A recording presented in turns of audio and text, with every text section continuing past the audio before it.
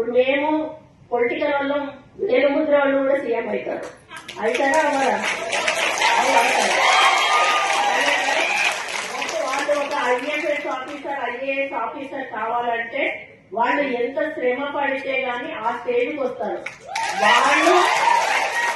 వాళ్ళు మా ముందు నిల్చొని నేను చెప్పింది వాళ్ళు వినాలి. అంటే రాజ్యాంగం రాసింది, అది మనం ఏం చెయ్యలేము. దీన్ని విమర్శగా తీసుకోవద్దు దయచేసి. దీన్ని ఎక్స్పోజ్ కూడా చేయొద్దు. నా మనసులో ఉన్న అభిప్రాయాన్ని నేను చెప్తా ఉన్నాను.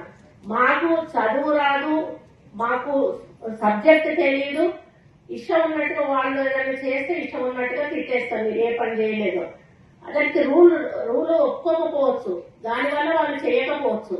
అట్లా అని అందరు ఎట్లా ఉంటారన్నాడు. కొంతమంది రూల్ పొజిషన్ ఉన్న చేయని ఆఫీసర్లు కూడా ఉంటారు, వాళ్ళు కొంత అడమెంట్ ఉంటారు. అట్లాంటి వాళ్ళని అనడంతో తప్పలేదు. కానీ ఎవరి పని వాళ్ళు చేసుకుపోతున్న వాళ్ళను మనం అప్పుడు కూడా డిస్టర్బ్ చేయొద్దు.